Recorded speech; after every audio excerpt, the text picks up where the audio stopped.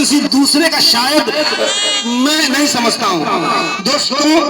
میں مختصراً ان کے بارے میں ایک بات عرض کروں گا کہ ان کے شاگردوں سے جو حالات معلوم ہوئے کہ حضرت مولانا رحمت اللہ علیہ صرف تدریس پر ہی توجہ نہیں دیتے تھے، بلکہ ان کی خصوصی توجہ اس بات پر ہوتی تھی کہ مدرسے کے اندر نئے مدرسین آ رہے ہیں، ان کی تربیت پر بڑا زور دیتے تھے۔ اور میرا خیال یہ ہے کہ یہ روایت ہمارے یہاں سے ختم ہو گئی ہے کہ ہمارے یہاں جو قدیم اساتذہ ہوا کرتے تھے وہ نئے اساتذہ کی تربیت کیا کرتے تھے کہ آپ کو کس طریقے سے پڑھانا ہے، کس طریقے سے درس دینا ہے، طلبہ کی تربیت کس طریقے سے دینی ہے، یعنی نئے فارغین کو سکھانا بھی ان کی ایک ذمہ داری ہوتی تھی یا پھر وہ اپنا اخلاقی فریضہ سمجھتے تھے۔ حضرت مولانا نسیم صاحب رحمۃ اللہ علیہ نے اس فریضے کو بخوبی انجام دیا اور ان کے کئی شاگردوں نے جو آج بڑی بڑی کتابیں پڑھا رہے ہیں، بالخصوص حضرت مولانا کفیل صاحب حفظ اللہ نے فرمایا کہ بیٹھ جایا کرتے تھے حضرت اور کہتے تھے کہ پڑھاؤ میرے سامنے میں، اور جب غلطی ہوا کرتی تھی، کچھ ہوا کرتا تھا، پھر وہ بتلاتے تھے کہ یہاں پر اس طریقے سے نہیں، ایسے نہیں۔ دوسری بات ان کی ہوتی تھی کہ اگر کوئی استاذ ضرور اس بات کو پوچھتے تھے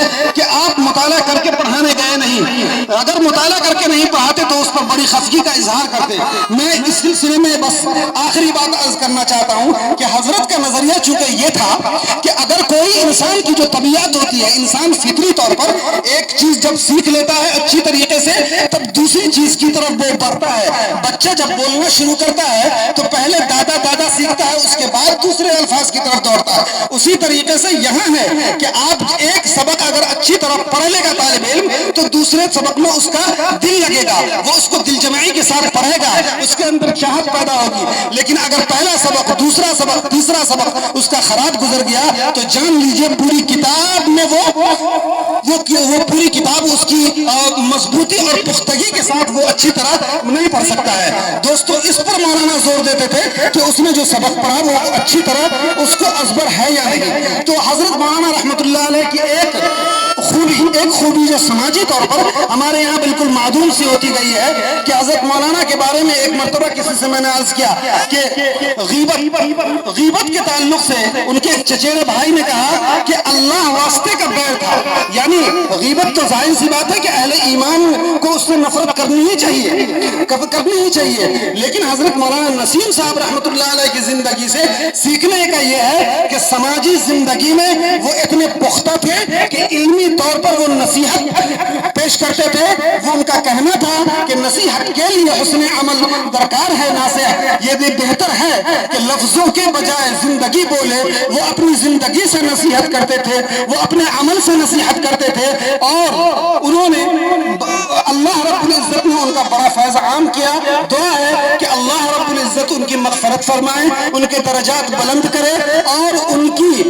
زندگی سے ہمیں سیکھنے کا موقع دے۔ جن خطوط پر چل کر کے انہوں نے سماج کی اصلاح کی، انہوں نے طلبہ کی اصلاح کی، انہی خطوط سے ہمیں سیکھنے کا موقع عنایت کرے۔ وآخر دعوانا الحمدللہ رب العالمین۔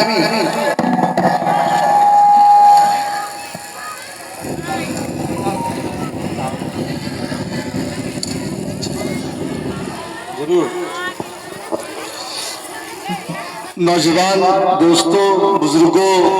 بھائیوں، اس وقت یہ سیمینار بہت کامیابی کے ساتھ گامزن ہے۔ اس وقت یہاں کئی ایسے فاضل نوجوان ہیں جن کے خطاب کو سننا ہے اور صدر محترم کو بھی سننا ہے، لیکن آئیے اس پورے علاقے اور خطے کے لیے بہت ہی علمی کام کرنے والے عظیم فقیہ حضرت مولانا قاضی مجاہد اسلام قاسمی رحمۃ اللہ علیہ کے پوتا اور حضرت مولانا خالد سیف اللہ رحمانی کے فرزند فاضل نوجوان حضرت مولانا عمر عابدین قاسمی مدنی تشریف رکھتے ہیں، جو کئی زبانوں پر مہارت رکھتے ہیں اور دینی تعلیم کے ساتھ عصری تعلیم پر پوری دسترس رکھتے ہیں۔ آپ المعہد العالی الاسلامی حیدرآباد کے نائب ناظم ہیں، آل انڈیا ملی کونسل کے آپ جنرل سیکریٹری، تلنگانہ کے جنرل سیکریٹری ہیں، ایم ایس جو اسکول وہاں چلتا ہے تقریباً 50-60 اسکول ہیں وہاں اس کے ذمہ دار ہیں، اور وہاں کے نظام تعلیم کو خود دیکھتے ہیں اور ان کے نصاب کے مرتب ہے۔ دارالعلوم سبیل الصلاح سبیل الفلاح کے آپ ناظم ہیں، وہ اس وقت یہاں تشریف رکھتے ہیں۔ میں انہیں دیکھتا ہوں تو کہتا ہوں قابل روح جب بیدار ہوتی ہے جوانوں میں، نظر آتی ہے ان کو اپنی منزل آسمانوں میں، اور یہ بھی کہتے ہوئے نظر آتے ہیں کہ نہیں تیرا نشے منقص سلطانی کے گنبد پر، تو شاہی ہے بسیرا کر پہاڑوں کی چٹانوں میں۔ اس پہ آواز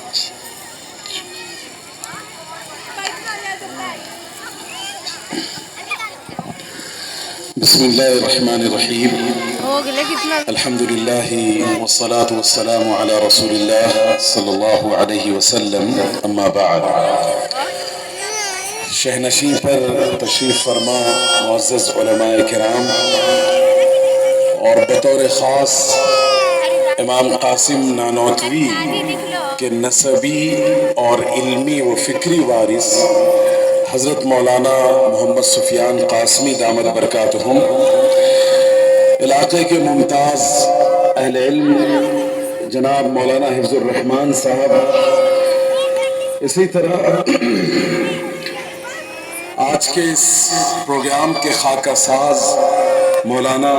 غفران ساجد قاسمی، مفتی احمد اللہ صاحب، اور حضرت مولانا محمد قیصر قاسمی صاحب،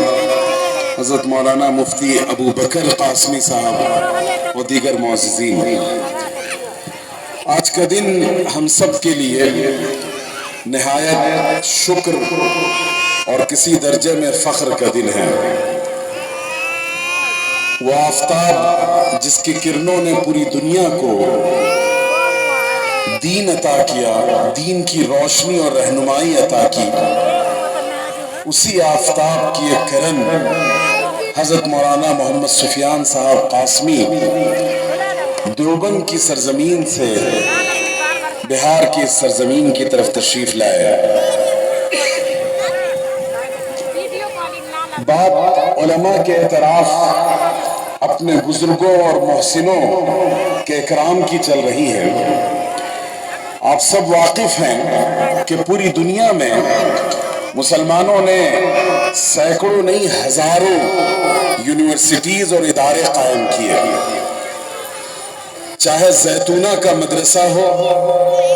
جامع ازہر ہو، جامعہ نظامیہ ہو، فاطمیہ ہو، اسلامی تاریخ کی اتنی بڑی بڑی درسگاہیں ہیں جنہوں نے اپنے دور میں وہ رجال کار پیدا کیے